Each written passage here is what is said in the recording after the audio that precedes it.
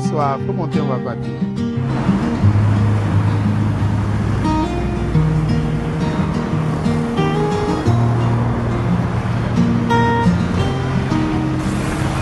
C'est ça, chauffeur, il y a des carrefours d'après.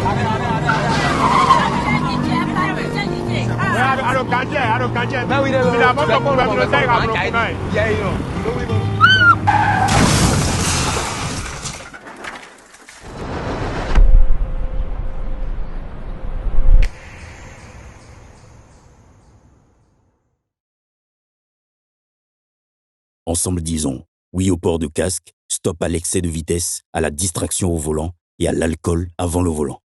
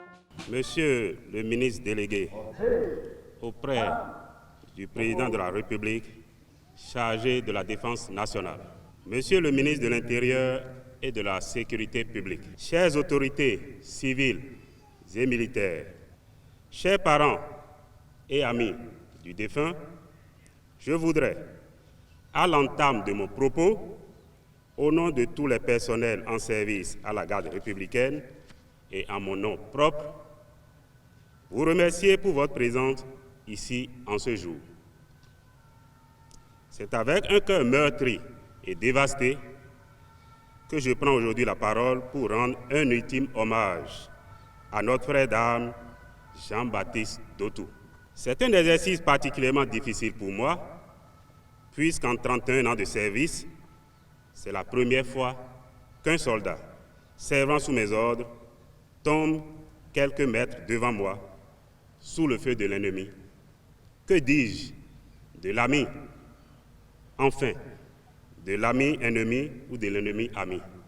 Jean-Baptiste, la difficulté à accepter ta mort ne réside pas dans le fait que tu sois tombé les armes à la main, mais surtout que l'ennemi en face, ce jour-là, n'était en fait qu'un ami, des amis, des classes, des collègues de même promotion, bref, des frères d'armes avec qui, quelques mois plus tôt, au sein de l'opération Mirador, tu défendais encore notre chère et unique patrie, le Bénin. Comment comprendre que des frères d'armes ont pu retourner l'arme acquise pour lutter contre l'ennemi qui nous menace tous sur nos frontières septentrionales, contre nous-mêmes? Quelle propagande a pu avoir raison d'eux? Qu'en était-il advenu du serment, de leur serment, de notre serment que nous avions tous prêté ensemble à la fin de nos marches fourragères? Mais le fait est là. Tu n'es plus au milieu de nous. Et toi, tu es resté fidèle à ce serment, à la République, à la nation béninoise. Ce soir du samedi 6 décembre 2025, comme à l'accoutumée, tu viens prendre service à l'heure de ton poste au domicile du chef suprême des armées dans le strict respect des consignes élaborées. Quand, tôt ce matin du dimanche 7 décembre 2025, L'alerte fut sonnée. Instinctivement, tu rejoignis ton poste sans te soucier de la suite.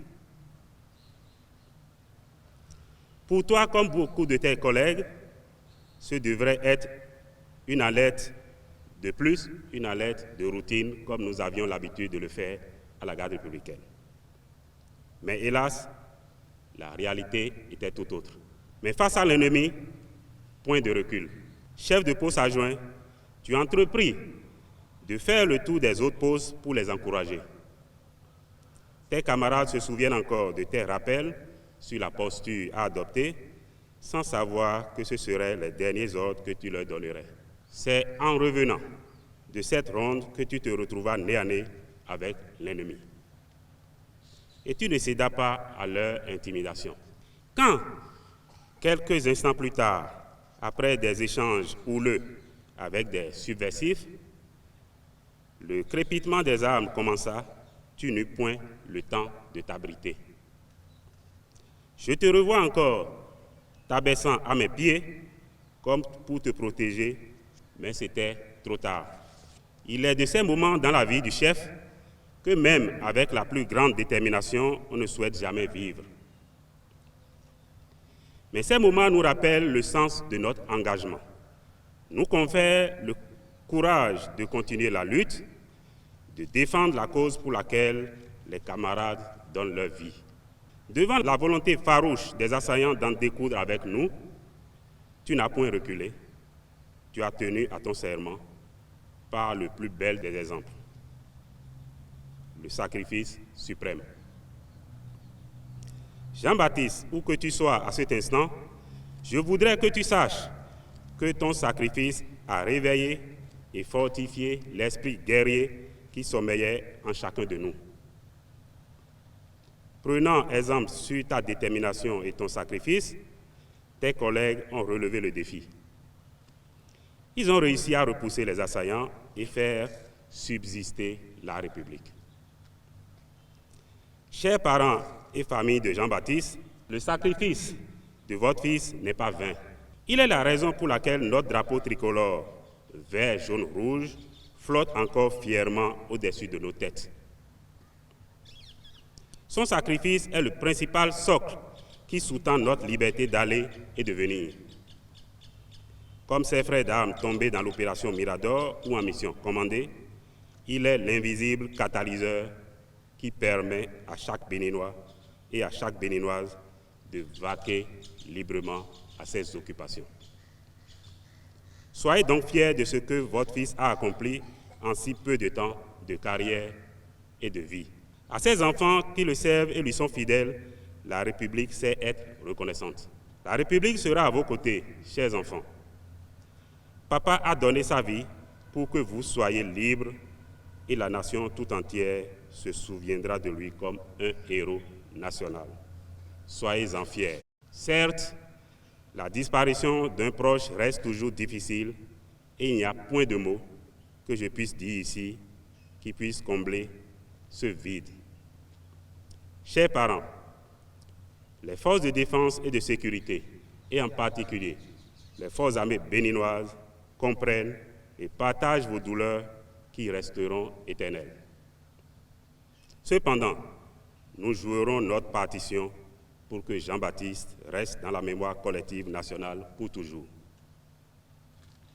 Jean-Baptiste, merci. Merci de nous avoir rappelé la portée de notre métier, nous, soldats, qui prions pour le meilleur en nous préparant pour le pire.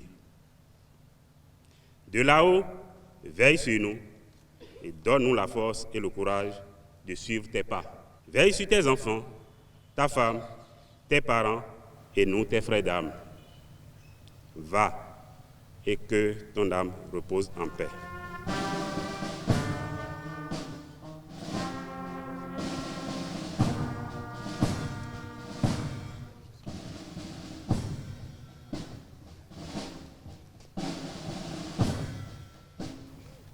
Qui était le quartier maître de première classe d'Otou Jean-Baptiste. Né vers 1991 à Khoyogbe, dans le département du Mono, Le quartier maître de première classe d'Otou Jean-Baptiste a été incorporé dans les forces armées béninoises le 1er mars 2013. Après sa formation commune de base, au centre de formation militaire de Bembereke, il fut affecté successivement dans les unités suivantes. Force navale à Cotonou en 2013, garde républicaine à Cotonou le 20 novembre 2013. Son assiduité à l'instruction lui a permis de brillamment réussir au stage militaire auquel il a participé, en l'occurrence le certificat de qualification militaire numéro 1, option marine, le 10 février 2017. Le certificat de qualification militaire, option marine, le 23 décembre 2021. Ces différentes qualifications lui ont permis, conformément aux tests en vigueur dans les forces armées béninoises, d'être nommé et promu au grade suivant. Quartier maître de deuxième classe le 1er avril 2019. Quartier maître de première classe le 1er octobre 2023. Impeccable dans sa tenue et distingué dans son éducation, ce militaire du rang de la classe 2013 était tactiquement impliqué dans la vie de sa compagnie et se démarquait par sa tempérance. Il était posé et calme, du calme de ceux qui ne parlent pas mais agissent. Son esprit de discipline, sa disponibilité exemplaire, ainsi que la confiance que lui accordait le commandement, lui avait valu d'être affecté à la garde domicile du président de la République. C'est d'ailleurs dans l'exécution de cette noble tâche que l'existence du quartier maître de première classe d'Otou Jean-Baptiste a pris fin. En effet, le 7 décembre 2025, aux environs de 7 heures, alors qu'il défendait le domicile du chef de l'État contre les subversifs, il a été mortellement atteint d'une balle à la tête. Les efforts immédiats pour le réanimer sont restés vains et il a rendu son dernier souffle, l'arme à la main, là, au poste qu'il a vu combattre si vaillamment. Il totalisait 12 ans, 9 mois et 7 jours de service actif et lui survivent une veuve et 2 enfants.